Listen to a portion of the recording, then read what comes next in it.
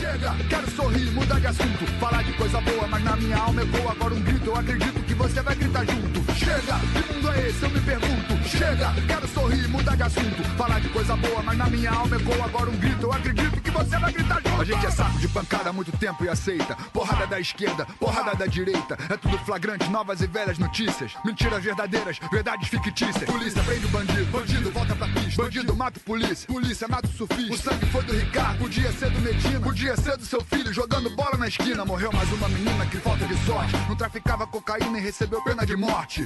Mais uma bala perdida, paciência. Pra ela ninguém fez nenhum pedido de clemência. Chega, que mundo é esse? Eu me pergunto. Chega, quero sorrir, mudar de assunto. Falar de coisa boa, mas na minha alma ecoa agora um grito. Eu acredito que você vai gritar junto. Olá, pessoal. Estamos falando diretamente dos estúdios do portal Papo Reto Oficial. Hoje no quadro Papo Reto com o Legislativo. Temos a honra de receber o senhor Elvis Silva Cruz, mais conhecido como Zé do Bode. Seja muito bem-vindo. Obrigado por ter aceito o nosso Muito convite. obrigado. Seu Eu que microfone agradeço, rapaz. está aberto. Faça as suas considerações iniciais. Rapaz, ele tem uma voz bonita, viu, rapaz? A voz do homem é demais, é top. Quando eu crescer, eu quero ser como você. Beleza? Ok, querido. Primeiro, eu quero desejar uma ótima noite, uma ótima semana a todos que nos acompanham, que está nesse exato momento em casa, com seu telefone na mão, com seu notebook, acompanhando também pelo YouTube da sua televisão, dando aquela descansada e acompanhando esse programa que já é líder de audiência, um programa que é um papo reto com o legislativo, com os vereadores, e já inicio desejando boa noite a todos e te parabenizando. Parabenizando você, porque, essa ferramenta é uma ferramenta onde leva aos telespectadores, as pessoas que estão do outro lado ali com o telefone na mão, o trabalho de cada um vereador. Porque é importante que a comunidade saiba o que o seu vereador, não aquele vereador que você votou. Quando eu falo o seu, eu englobo os 17 vereadores. O que os 17 vereadores estão fazendo de bom para a sociedade, para quando chegar ali no funil, no momento final, que é uma reeleição, uma eleição novamente, a sociedade possa dizer assim: não, aquele vereador ali, ele pode até não ter dito palavras que eu queira ouvir, mas apresentou projetos que eu vivo, que eu vivencio e que chegou até a minha casa. E isso é importante. Parabéns. Tá de parabéns você, sua equipe e a sua esposa também. Obrigado, meu amigo. Bom, vereador, a gente queria saber um pouco mais da tua trajetória, como você chega até esse município, como é que você consegue assumir um espaço dentro de uma sociedade muito, de certa forma, ainda que olhava com um certo receio para quem chegava de fora e queria aqui construir a sua história, e depois a gente poder falar um pouco da sua trajetória política também, o povo aqui Com está certeza. curioso para te ouvir. Primeiro eu nasci aqui em Paraupebas, nasci no ano de 1991, ali no bairro Rio Verde, na rua Santa Rita, próximo a Santa Helena. Eu sou o quarto filho da dona Janete, o quarto filho, quarto filho da dona Janete. Tem o Wagner, que é o mais velho, a Elane, o Jefferson e vem eu, o Elvis. Eu sempre falo que a minha mãe ela é dois em um, duas em um. Ela é minha mãe e também é meu pai, porque eu nunca tive a oportunidade de conhecer meu pai. Meu pai consumia muito bebida alcoólica ali aos 4 anos de idade. Meu pai nos abandonou, saiu de rumo sem endereço, não nos informou para onde ia e nunca mais voltou. Já tentamos buscar ele, já tentamos dialogar, já tentamos tentar ali. O primeiro passo que foi encontrar e não obtivemos êxito.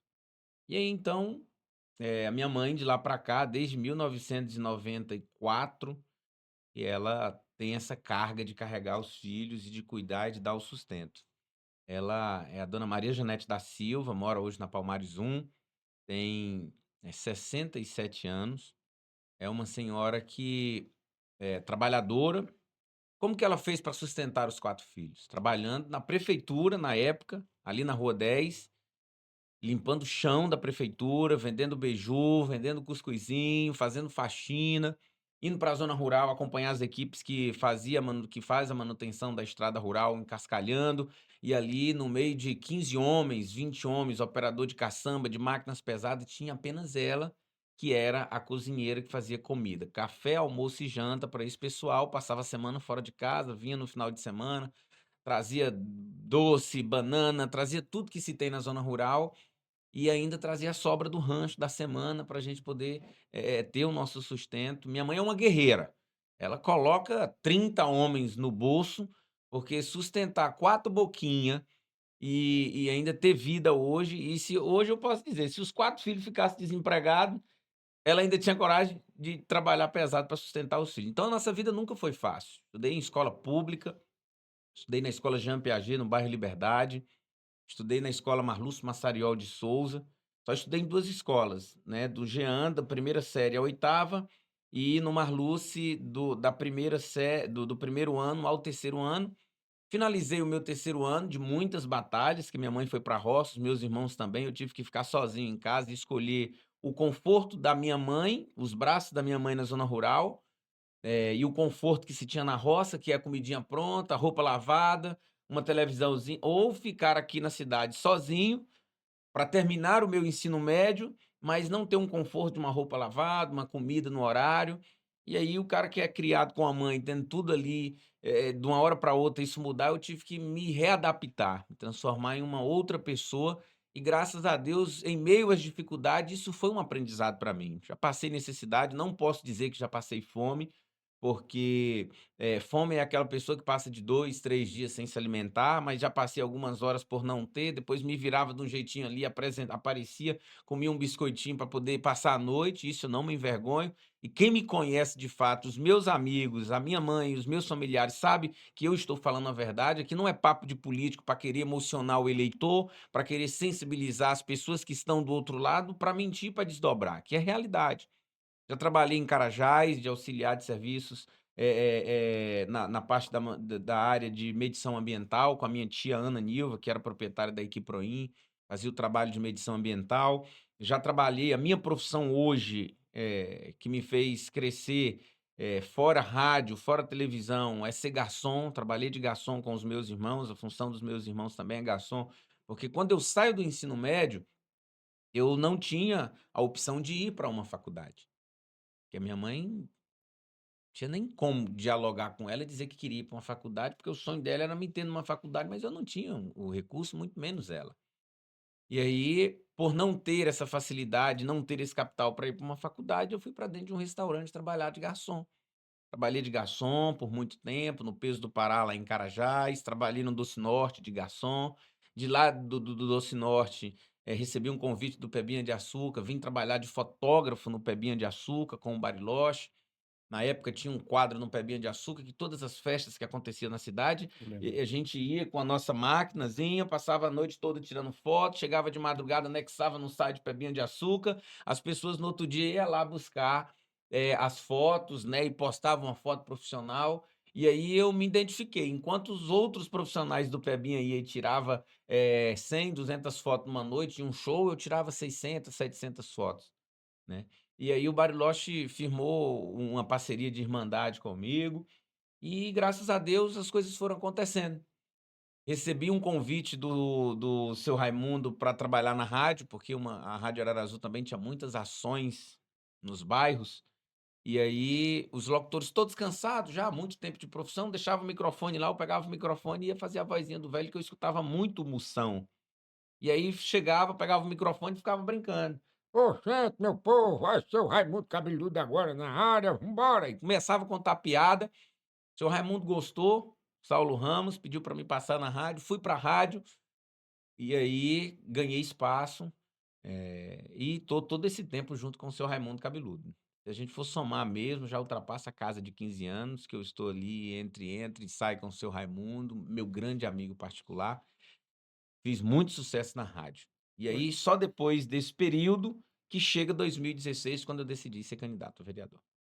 Bom, eu fico muito feliz de conhecer a tua história. Eu confesso que eu não conhecia toda essa trajetória e isso te gabarita para que você hoje esteja ocupando essa cadeira, porque você viveu na pele, na essência, tudo que é o drama de uma sociedade. Com Você certeza. veio daqueles bastidores, da porta do Do fundo, raiz. né? Não foi aquela pessoa acolhida, eu vou fazer de você um vereador. Você, na verdade, conhece muito bem a realidade da sociedade a Com qual você certeza. representa hoje na casa. Mas a questão da política, como é que se deu esse ingresso para se candidatar? O que é que te levou a querer ser um vereador nessa cidade? Na verdade, eu pensei que o programa Zé do Bode, com essa voz caricata que eu faço, junto com a Piriguete também, que é uma voz que eu faço de uma moça, eu pensei que ia ser só um programa comum. Vou trabalhar aqui, vou fazer graça pro povo, vou terminar meu programa, no final do mês vou receber meu salário mínimo, na época 700 e umas quebradinha, né, há uns 12 anos atrás era isso, bem mais de 12 anos, o salário mínimo era pouco, ó, vou receber meu salário aí, vou comprar minhas coisinhas, vou tocar minha vida como garçom, trabalhando com pebinha de açúcar e vou vivendo. E aí eu comecei a fazer o programa na rádio, saía nas ruas e as pessoas começavam a pedir uma foto, né. Zé do Bode, olha essa situação aqui, fala lá na rádio. Aí eu fazia meu humor e dentro do humor eu falava: "Atenção secretário, vamos resolver o problema".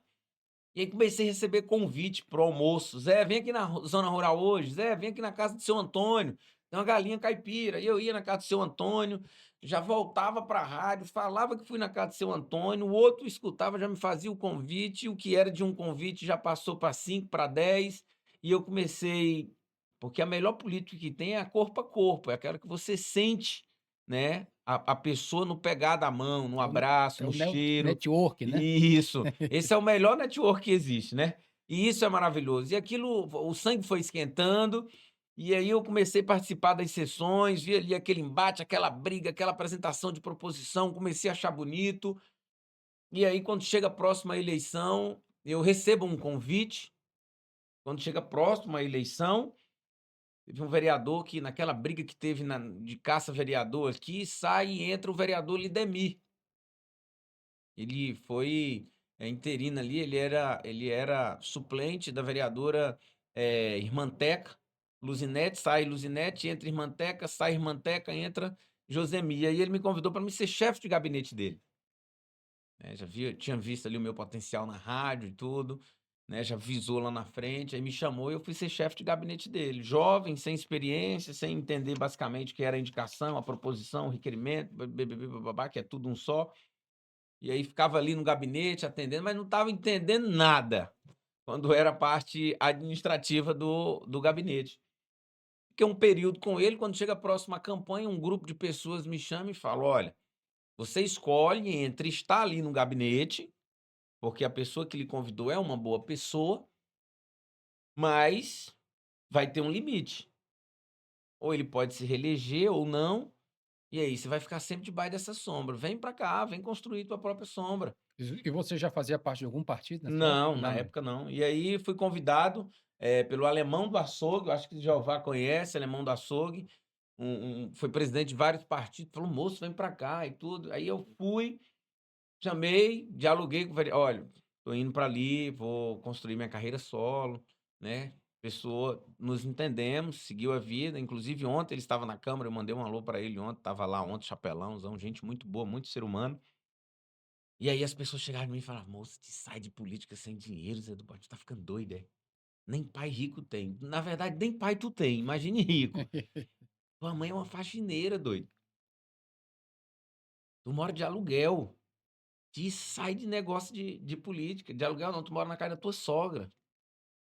E aí eu falei: "Rapaz, é verdade mesmo", porque para ganhar política que a gente via o Devani na época, né, aquela estrutura doida, Eliene, aquela estrutura doida, não tô falando financeira, né, que eu não tô aqui para Sim, causar causa a ninguém, tô falando de estrutura, porque já tem tempos e tempos de sim. política. Via o senhor Odilon com aquela estrutura, Josineto, inúmeros outros vereadores e eu pequenininho, morando num quarto pequeno, na casa da minha sogra, dona Bernarda. Quando eu conheci a minha esposa Malena, eu ganhei a esposa e ganhei um quartinho lá e botemos uma caminha de casal ali, passamos muito tempo. Depois as coisas foram melhorando, mas eu não fui para longe não, fui para cima da laje da velha. Fui lá e construí uma casinha em cima, construí uma casa em cima de 5 cômodos, moro lá até hoje. Eu moro em cima da casa da minha sogra e ela cuida muito bem do meu filho, isso é maravilhoso. E eu vou candidato. Tinha um Corsinha, só ia até a 4ª marcha. Lá em casa não tinha muro, na casa da minha sogra, fui com o Haroldo da Big Loja, ele vai lembrar disso, pedi uma ajuda para ele, o Hamilton Ribeiro me deu uma ajudinha ali, eu fui lá, consegui comprar uma madeira, que eu não tinha onde receber o povo, fiz uma área puxando, fui na parede do vizinho, falei, vizinho, me presta essa tua parede aqui que eu vou botar 2 caibos aqui, vou botar uma telha em cima para atender o povo embaixo. E assim fiz. E comecei a atender as pessoas. No Corsinha. O primeiro carro de som era do seu Raimundinho da ambulância. Tinha vez que ele chegava, ficava parado até meio-dia, porque não tinha uns R$ 50 para botar gasolina para rodar minha música do Caju e Castanha que ele tinha me dado de graça, porque era meu amigo. E eu vi aquela multidão de vereador passar com 500, 600, 700 pessoas e eu passando meu Corsinha ali com 50, 60 pessoas. Rapaz, é difícil ganhar a eleição aqui. Quando abre as urnas, eu sabia que eu não ia ganhar as eleições, eu estava com medo de tirar 200 votos. Porque na época, todo jornalista que já foi candidato em Paraupebas nunca passou dos seus 300, 400 votos. Lobato, que é meu amigo particular, Demerval, que é meu amigo particular, Laércio, entre outros candidatos. Eu falei, eu quebrar esse paradigma vai ser difícil. E aí, quando abre as urnas, para quem pensava que eu iria tirar 100, 150 votos, desculpa, tirei 835 votos. Fiquei suplente, bati na trave, só faltou fazer o gol. Falei, não, mas tá bom, uma equipe triste, chamei todo mundo. Falei, não, agora nós vamos rupiar, agora nós vamos trabalhar, nós vamos pra rua, vamos dobrar as ações, vou continuar na rádio, se Deus permitir lá na frente, vamos entrar pra televisão, pro Barra Pesada, ou pra qualquer outro jornal. E vamos pra rua, e assim aconteceu. Limpeza do rio, limpeza de bueiro, incentivo à escola, pegava aqui 4, 5 mil pipocas, jogava em 2 caminhão aqui, saía a pé no bairro Tropical, no Ipiranga, no Vale do Sol, trocando pipoca em garrafa PET. Pegava essas garrafas PET, jogava no caminhão, trocava, limpando o meio ambiente. Quando entrei pro Barra Pesada, continuei na rádio, continuei com as ações de cestas básicas. Quando chega 2020, de 835 votos, eu pulo para 2.437 votos. Dobrou, triplicou. É bom, vamos trabalhar. E assim, graças a Deus, foi o nosso primeiro mandato, 2021. Zé do Bode, o que a gente observa é que durante a campanha política, uma parcela da sociedade é chamada de indecisa. Na verdade, eu considero o eleitor independente. É aquele que não faz parte de um curral eleitoral, é aquele que não tem um voto de cabresto, né? É aquele que não tem um político de estimação, é aquele que está olhando o aspecto geral do que foi a legislatura passada, dos fatos, dos acontecimentos e vai se pautar.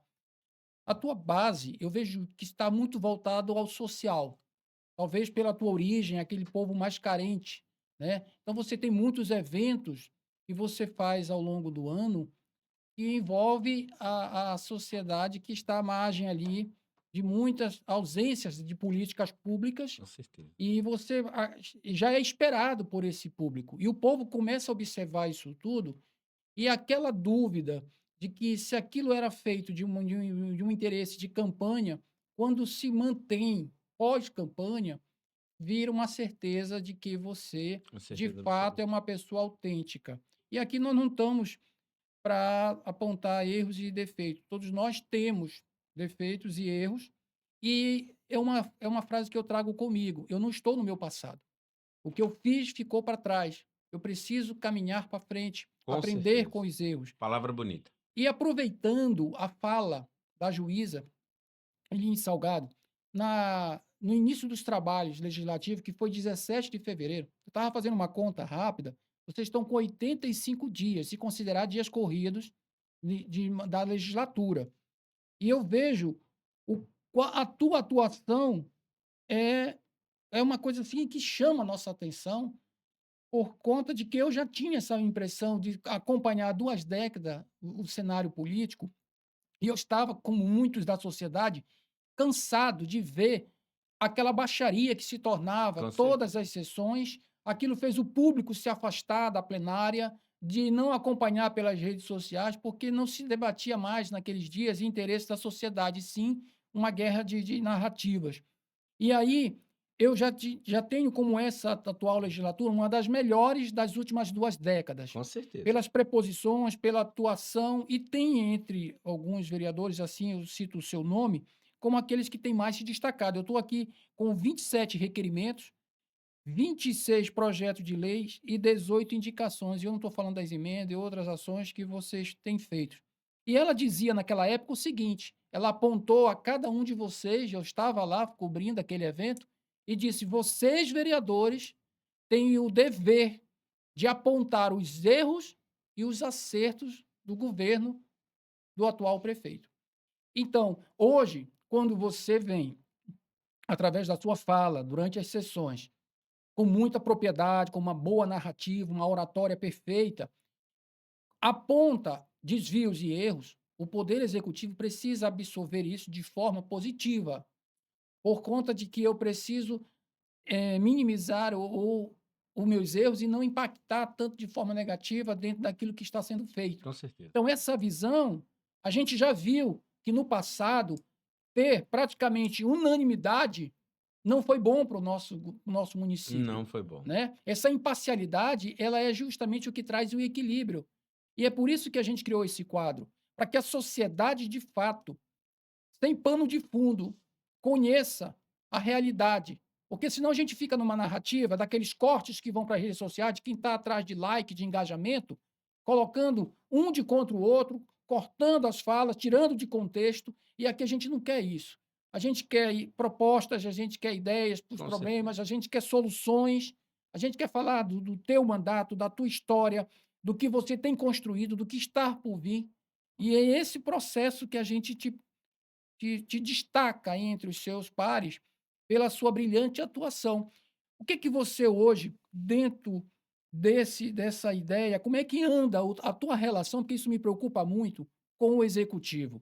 Eu dizia para uma colega sua que esteve aqui conosco, que se ela não se preocupava que fazer oposição, que não é aquela oposição por ser oposição, mas uma oposição coerente, consistente, se isso interferiria nas tuas indicações, nos teus requerimentos, se você estava tendo um bom relacionamento com o secretariado, uma devolutiva, como é que está essa tua relação hoje com o Poder Executivo? Na verdade, hoje eu sou oposição ao governo Aurélio Ramos, mas uma oposição inteligente. Falei isso ontem na sessão. Eu jamais irei ver um problema diante da sociedade ali, no meio da sociedade, um buraco gigantesco. Na gestão passada, o vereador banhava nesse buraco, fazia churrasco, assava uma carne, fazia uma live.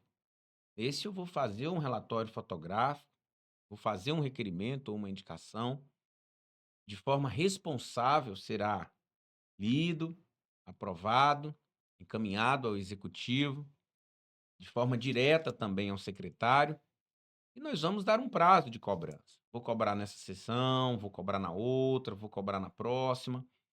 Se ele não resolver, nós vamos falar para a sociedade. Sociedade, eu estive presente nessa gigantesca cratera que está gerando um prejuízo absurdo às pessoas que ali transitam.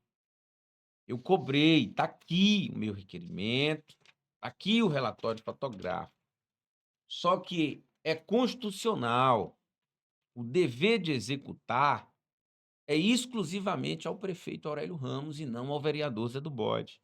A minha parte, como legislador, eu fiz e fiz bem feito. Agora, se ele não faz por birra, a sociedade vai saber. E é isso que a gente vai fazer.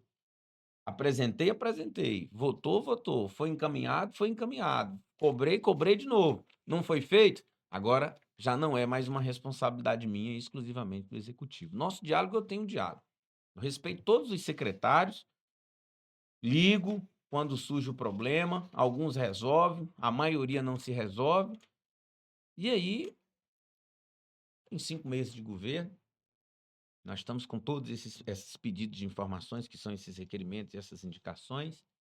Nós estamos ainda na etapa 1, que a etapa 1 é fazer as perguntas. A etapa 2 é obter as respostas. E a etapa 3 é fazer as denúncias.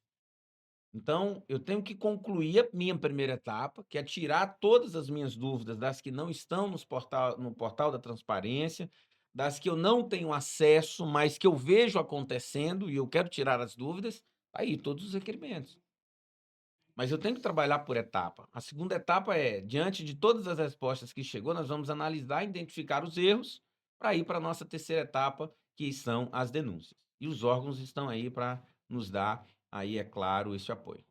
Eu vejo como a sua base voltada à questão do idoso, né? Você se preocupa muito com essa terceira idade, com essa qualidade de vida, e é comum, porque nós estamos caminhando para envelhecer, né? Se Com você não quer certeza. morrer, você quer viver, prepare-se para envelhecer. Mas nós temos também, de uma outra ponta, crianças em creches, nas escolas, que não é um problema de agora, É tá? antigo, É não adianta antigo. querer tapar o sol com a peneira, é antigo. Exatamente. Nós temos a questão do transporte público, que até então eu sou especialista na área de transporte, como profissional que atuo na área privada, eu me incomodo muito e sei que hoje o problema é vontade política. Nós tivemos a oportunidade de resolver isso há praticamente uns 12 anos atrás e não foi feito. E aí entra aquela questão: se você não faz no tempo certo, depois não consegue fazer mais. Nós entramos agora, esse primeiro semestre, e estamos vendo que nós tivemos, numa gestão passada, até paralisação do transporte público. E transporte público, para quem não tem um veículo, um meio de condução ou mora distante dos centros, é fundamental para você se mover, mobilidade urbana. E aí a gente vê que entra gestão e sai gestores e o discurso praticamente é quase que o mesmo. Vamos criar infraestrutura, vamos elaborar projetos. E aí o que me preocupa é aquilo que é um programa de governo faz parte daquela gestão. Se deu certo ou se não deu, quando o outro político assume, é programa, ele tira. O que nós precisamos são de políticas públicas, aquilo que venha para ficar, que de fato funcione. E na tua visão, o que falta hoje para nós termos, numa cidade com 300 mil habitantes, com mais de 200 mil eleitores, com toda essa história que nós temos da mineração aqui dentro da nossa região, na tua visão, o que falta para nós chegarmos à condição de ter essa qualidade de vida que você tanto defende desses pilares que eu citei, mas eu queria ouvir da questão relacionada mais ao transporte público. Por que hoje nós ainda somos dependentes de um único sistema de vans, ainda não se partiu para uma empresa através de licitação, de um transporte com dignidade, com qualidade, para que a gente consiga, de fato, como eu disse aqui, em uma fala, a população, vereador, não quer nada de graça. Ela quer pagar, mas ao pagar ela quer coisa de qualidade. Transporte público não precisa ser gratuito, mas ele precisa entregar qualidade para a Com sociedade. certeza. E na sua visão, o que você vê dentro dessa qualidade de vida que nós precisamos nesses setores que eu falei, em específico o transporte? Sem sombra de dúvida. Antes de responder a sua pergunta, eh, ela o transporte público hoje de Paraupebas, pra quem tem seu carro, para quem tem sua moto, quem tem o seu meio de transporte, o transporte público, às vezes, quando a gente trata desse assunto, para essas pessoas, entra aqui e sai aqui, porque não precisa, né. Agora, quando eu pego a dona Eduarda, o seu João, para chegar no transporte, ou para chegar na casa lá onde a moça trabalha de domiciliar, para chegar lá na oficina onde ele trabalha, ele precisa pegar 2 transportes públicos pagando mais de R$ 5, e ele fica 1 hora na parada de ônibus. Quando ele entra no micro-ônibus, a quintura, lotado, os assentos, e às vezes ainda para no meio do caminho porque deu um problema mecânico. Esses sim precisam de uma resposta imediata. E eu sei que tem pessoas agora acompanhando essa live que precisa. E quando você toca nesse assunto, sensibiliza. Ele para tudo que ele está fazendo e vai dizer: "Bora ver o que que esse político vai falar". E como essas pessoas estão precisando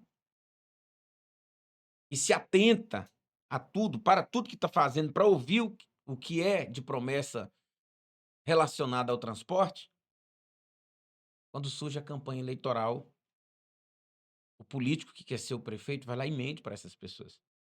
Promete mundos e fundos. Faz um acordo de campanha com inúmeras folhas. Entregar ônibus climatizado, vai ter internet, os bancos vai ser confortável, que você vai dormir nas poltronas. E quando assume o mandato, não cumpre. Já está eleito. A lei diz, opa, o que você prometeu não funciona. Tem a lei, mas não funciona. Prometeu na campanha, tem que cumprir no mandato. Não funciona. Nós temos 2 momentos em Paraupebas para responder a sua pergunta. O primeiro momento era quando Paraupebas andava de vento e polpa financeiramente. Os royalties lá em cima, ICMS, né?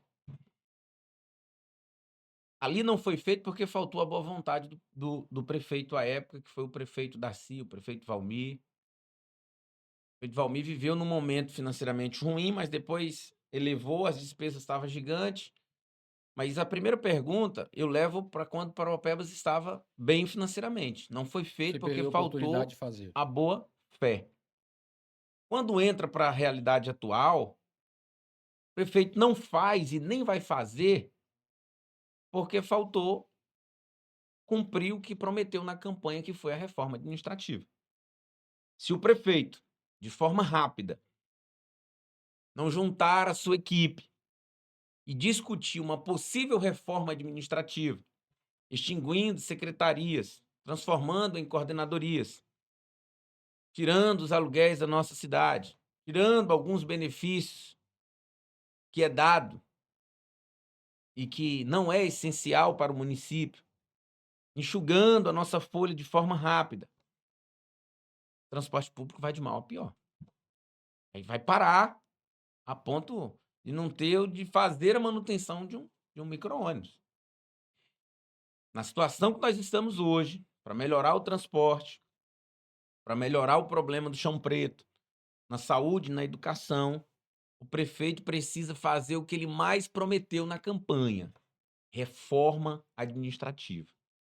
Enquanto a sociedade, os moradores que necessitam do serviço público, não começar a cobrar nas redes sociais, nas denúncias, e não começar a cobrar também do prefeito, enquanto o grupo maior de vereadores também não começar a sensibilizar para quem tem contato direto com o prefeito, que é necessário, de forma rápida, a reforma administrativa, a cidade vai colapsar.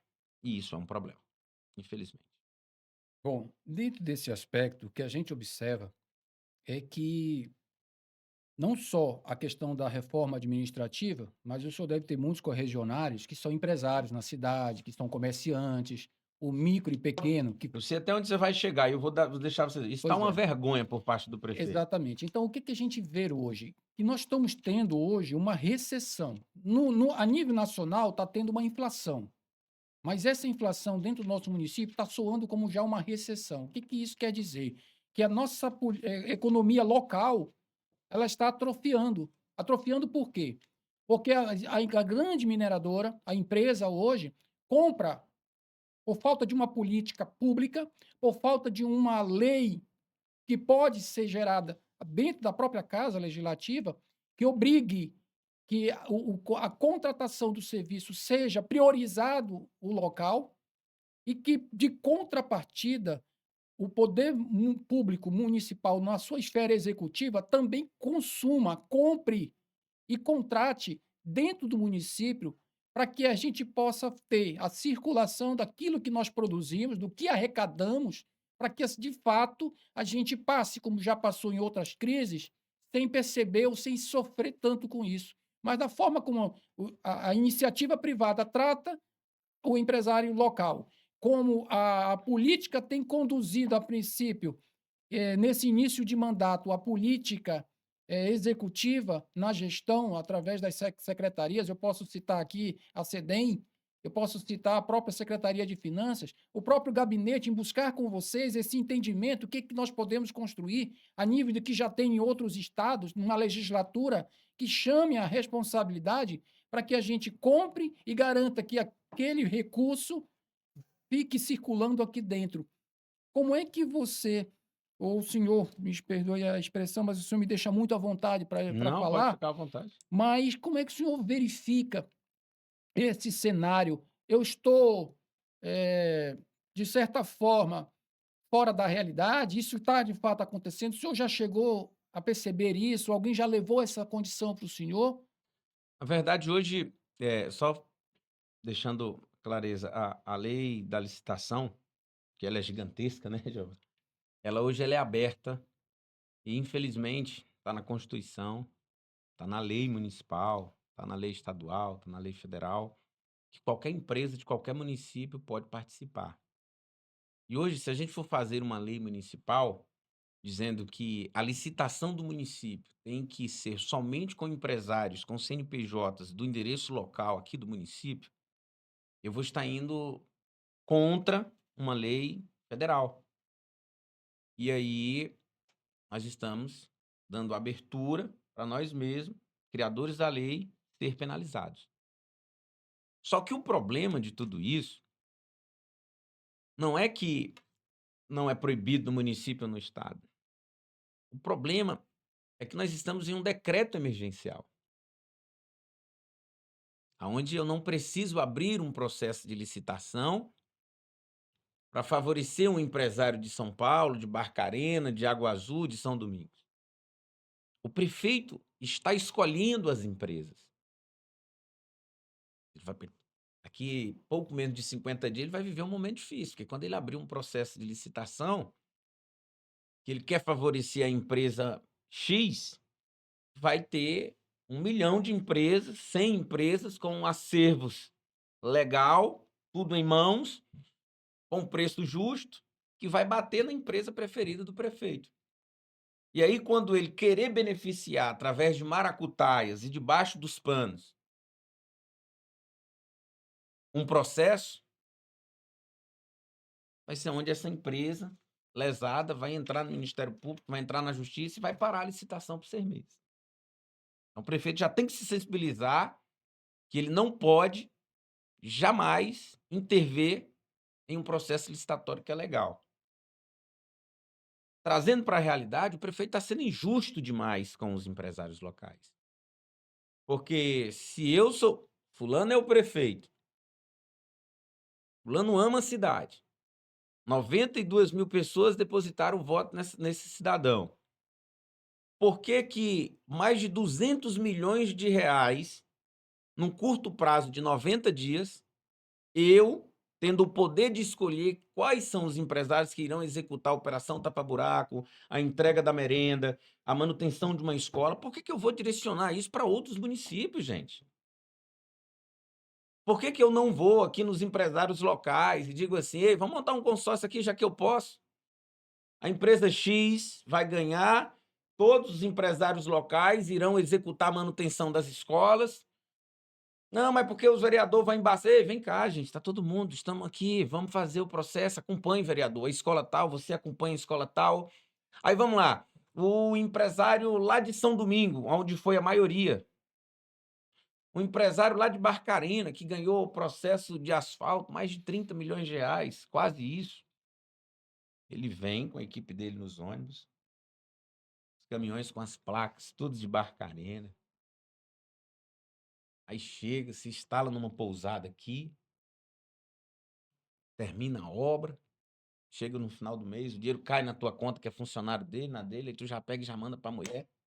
Aí o dinheiro cai lá em Barcarena, a mulher vai no açougue de Barcarena, compra carne, vai no supermercado de Barcarena, compra carne, vai dar manutenção no carro na oficina de Barcarena, arruma o carro, vai num hospital particular ou vai arrumar o cabelo, vai no salão, e os daqui de Parauapebas, que o dinheiro e o recurso é do município, fica só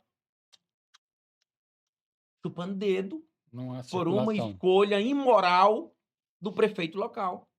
Agora, se o prefeito escolhe um empresário local, na hora que ele escolhe um empresário local, eu fui no cartório outro dia, fazia vergonha, não tinha cartório que vivia de vento em popa. Você entrava de manhã cedo, você saía 2 horas de lá para ter um registro lá, uma carimbada de um processo. Não tinha ninguém pela primeira vez. Contrata um empresário local, a primeira coisa que ele faz é colocar no Instagram dele, ou bota no WhatsApp, ou bota circulando. Contrata-se pedreiro, carpinteiro. Aí chega aquela multidão de gente, ele pega, preciso desses documentos aqui. Aí o cara pega a lista de documentos, já corre, pega os documentos, vai aonde? No cartório. Aí já dá aquela fila zona de nego querendo carimbar. Aí o cara diz, ó, tu tem que tirar a xerox daqui. Aí ele já vai aonde? Ele já vai na papelaria do lado, aí já imprime. Aí a moça imprimiu demais, acabou o Tony vem da onde? Ela já liga no cara da empresa do Tony, o Tony já liga lá na empresa, já pega o dia, que tá demais, já contrata mais. E aí o cara já chega no cartório, no Uber, e já dá o dinheiro pro Uber, o Uber já vai, já faz a manutenção no carro e vai fluindo. Sim. E é por isso, para fechar essa pauta, que Paraupebas está sofrendo. Porque o nosso prefeito está sendo irresponsável ao extremo de beneficiar acordos de campanha de outros municípios e deixando o nosso empresariado local, os pioneiros de Paraupebas, que todo mês pagam um absurdo de imposto, funcionando, faturando ou não, e o nosso prefeito. Que situação! Vereador, eu escutei na sua fala na sessão da Câmara, quando a gente tratava da questão da regionalização do hospital geral, nosso, municipal. E o povo não deu importância para isso. E eu sou o tipo de pessoa que eu não fico na narrativa que agora vai ser diferente, vai ser melhor, vai resolver. Eu tenho esse lado, mas eu quero ouvir o outro lado legal, porque eu tenho o dever de fazer desse espaço democrático a verdade dos fatos. Por isso o nome do quadro é Papo Reto. Então, eu tive aqui a felicidade de receber o deputado estadual, Braz, e foi um dos questionamentos que eu fiz a ele sobre essa questão dessa regionalização do hospital. E ele estava com uma assessoria aqui, inclusive com muito conhecimento a fundo dessa matéria, e eu falei, teve um vereador que citou na Câmara a questão de que para termos uma regionalização, é obrigatório, precisa ter um hospital municipal. Não se pode ter essa regionalização sem o municipal. E aí a pessoa levantou, ó, inclusive tem que ter, a maternidade precisa ser pública, não pode ser. Também. E aí eu perguntei, na deputada, nem seria melhor levantar então essa bandeira junto ao governador, até mesmo o deputado federal, buscar uma bancada e construir um novo hospital com todas as condições legais, porque a gente sabe que esse aí veio de mandato para mandato, tem um bocado de erro nele, já inviabilizou várias vezes uma regionalização, e com fazer um novo e deixar esse como está, como sendo o HGP, o Hospital Geral, e temos um outro. Ele falou, Oliveira, isso não compete a mim. Isso compete ao Poder Executivo decidir isso. Estado. Então, agora eu vou aproveitar que o senhor está aqui. Vamos dar ouvido ao que o senhor está dizendo nesse aspecto específico. Eu quero chamar a atenção da sociedade, porque senão a gente vai criar na sociedade uma expectativa, uma ansiedade de que isso vai ser real em pouco curto prazo de tempo, e aí vai se construir tudo isso, e quando chegar a equipe técnica, que eu sei que já está no município, fazendo todos esses estudos, todos esse levantamento, vai emitir um relatório dizendo que apesar de que se consigam fazer as melhorias, as infraestruturas, as adequações para que ele se regionalize, ele não pode pôr essa cláusula, porque eu não tenho um hospital municipal para poder justamente fazer isso. E é esse ponto que eu lhe digo. Como é que ficou dentro da Câmara, entre os seus pares? Isso está sendo discutido entre vocês, está sendo debatido? O senhor tem em mente algo para poder, nos próximos dias, aproveitando esse momento que nós temos falado muito sobre essa matéria, de a gente poder realmente, como o senhor tem dito, tratar daquilo que é básico, que hoje a gente entendeu que recebeu, como eu disse outro dia, uma mulher viúva, cheia de filhos, que precisa de assistência odontológica, oftalmológica, Geral. de tudo, e essa mulher carente quer tudo. Eu entendo, a sociedade está atuando assim hoje, quer que o cara resolva Só que essa tudo. mulher carente, essa mulher viúva, ela tem uma pensão muito alta que ela Pois é. recebe por mês. Ela Exatamente. só não está sabendo distribuir entre os filhos e entre as prioridades. Perfeito. Mas não podemos só dizer que ele recebeu uma mulher viúva e cheio de filhos. Sim. Aí eu já digo diferente, eu vou colocar um complemento. Ele recebeu uma mulher viúva, cheia de filhos, mas cheia de benefícios. Tem um Bolsa Família, tem um Bolsa Escola, tem um Seguro A, tem a pensão B, tem a pensão C. Ela que não está sabendo fazer a gestão entre esses benefícios em si. está resolvendo o seu ego, esquecendo dos filhos. Pronto. Como é que o senhor avalia, então, essa questão hoje da gestão pública em relação à saúde? É fake o que estão dizendo que vai ser regionalizado? Ou o senhor tem ciência de que está sendo, em algum momento, trabalhada essa questão de um hospital que nós possamos transformar ele em um municipal, inclusive a maternidade, para que esse outro possa ser regional? Como é que anda isso? Fale para a sociedade.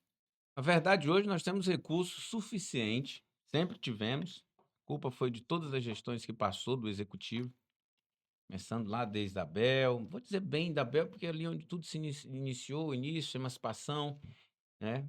Aí a sociedade e o número de habitantes era menor, coisas já foram mudando ali, já no final do mandato de Daci, no final de mandato de Bel, entrando Daci, a responsabilidade já começou no primeiro mandato de Daci, indo para o segundo, depois vindo Valmir Mariano, depois retornando Daci, depois continuando Daci, e agora dando entrada ao Goiano, onde o número de munícipes aumenta e as responsabilidades também.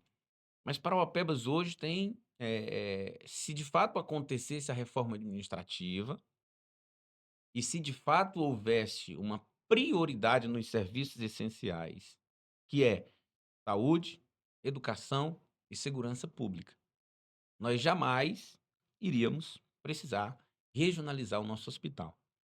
Hoje, o município chega a atender cerca de 70% das demandas que chega, desde a alta complexidade até a média, até a baixa. 70%. Se a gente for olhar na fila do TFD, as pessoas que vão em busca de outras cirurgias e o que Tratamento fora do domicílio. não vem aqui para o município, não tem, não é um número tão alarmante. O município dava conta sim de Um resolver. percentual aceitável. Se você entrar hoje dentro do HGP, nós temos inúmeras alas, inúmeros andares, com inúmeras salas que precisam apenas de uma manutenção para poder retornar às atividades. Só que o problema é que entra o processo político, porque a gente recebe inúmeros outros munícipes. Curionópolis, Eldorado, Canaã, próprio Marabá, Azul do Norte, Zona Rural, toda a área do contestado, que às vezes sobrecarrega. Mas eu não sou contra a regionalização, desde que tenhamos o mesmo quadro que funciona hoje em um outro local. Sim. Eu vi um vídeo que me chamou a atenção, isso em 2021, e ali no momento eu não entendi. Olha só, lá tem um regional em Redenção, Daí. Eu vi um senhor gritando na porta do regional com o pai dele ali dando um princípio de AVC e ali foi se alterando e o vigia não abriu o portão para colocar o pai desse rapaz para dentro lá para ser atendido pelos médicos. E ele fez o vídeo, pessoal. Meu pai tá morrendo, gente. Abre esse portão, por favor, aqui. O pai dele veio a óbito. E ali naquele momento eu culpei a administração do município. O que está acontecendo, rapaz? Será por que não abriram a porta desse hospital? Ele está regionalizado. Só entra ali se estiver regulado. Veio do hospital municipal, a situação é crítica, não realizamos essa cirurgia aqui, vamos regular ele, vamos colocar ele aqui no quadro. Vai ser atendido quando? Rapaz, tem 600 aqui na fila de espera, tu é o 601. Ou seja, diga, morre. E aqui vai ser do mesmo jeito. Se um filho seu, que isso não vai acontecer, você que é pioneiro da nossa cidade, se um filho seu chegar, uma perninha quebrada, que isso não vai acontecer, tô dando exemplo, lá no hospital, quando ele se regionalizar, ele vai saindo uma enfermeira amiga sua e diz assim, olha, é o filho do fulano, tem 4 leitos lá liberados. Eita, eu vou entrar agora. Você vai voltar lá, você vai ser regulado para você poder entrar aqui. Só que o que chama a atenção é que ele diz que hoje há uma celeridade no processo de regionalização e há algo de forma lenta sendo tratado sobre esse novo hospital. E isso é preocupante, muito preocupante. Bom, tem muito papo. Como eu falei, o seu trabalho nesses 85 dias é muito extenso, uma excelência em números, e a gente vai ter que deixar para um segundo momento, para a gente falar mais a fundo, porque são assuntos que interessam a toda a Com sociedade. certeza. E agora eu gostaria que o senhor fizesse o prazer de responder uma enquete que todos os nossos convidados fazem. Fique à Que vontade. são 5 perguntas, olhando para essa lente aqui, fale a primeira palavra que vier na mente, e aí eu faço. Uma saudade, A maior, conhecer meu pai. uma verdade, Uma verdade, vamos ser grande nessa cidade. um sonho, Um sonho, ver esses prefeitos fazer tudo que a sociedade precisa. uma virtude Trabalho. e um defeito. Defeito, eu sou muito sensível para ajudar as pessoas. E às vezes eu tiro do meu para ajudar. Bom, vereador, foi um prazer tê-lo aqui. Faça agora as suas considerações finais. Primeiro eu queria agradecer pela oportunidade. Deus é maravilhoso. E com bastante tranquilidade e paz, nós vamos superando qualquer desafio. Eu venho de uma legislatura passada que não foi fácil fazer e legislar, mas graças a Deus porque difícil não é ganhar o primeiro mandato, difícil é se reeleger. Ainda mais um problemaço que estava essa cidade. Prova viva disso foi que 9 ficaram para trás e apenas 6 conseguiu dar mais um passo à frente. Estava conversando outro dia, quando eu estive em Brasília, com o deputado federal Baleia Rossi, presidente nacional do MDB. Ele falou assim para mim, eu vi ele com aquela mesa grande, inúmeros assessores, presidente nacional do MDB. Ele falou, hoje eu estou aqui, mas eu já fui vereador por 5 vezes. Fui deputado. Então, o nosso futuro, ele depende das nossas ações hoje. E uma das coisas que eu falo, eu vivi isso na gestão passada, ter toda a logística que se tinha ao governo da CI, mas uma coisa é melhor do que tudo, é o respeito do povo. E graças a Deus isso nós estamos tendo e sobrando. Conte comigo, conte com o seu vereador. Me siga nas minhas redes sociais, Zé do Bode no Instagram, qualquer denúncia, qualquer requerimento que você tenha em mente, projeto de lei, me chame. Continuo aqui e à sua disposição. Obrigado, minha equipe, obrigado, minha família, e obrigado você e ao Papo Reto com o Legislativo. Que Deus nos abençoe. É isso aí, pessoal. Vocês daí, nós daqui, num papo reto com o Legislativo. Até a próxima oportunidade. Fiquem todos com Deus. Muito obrigado.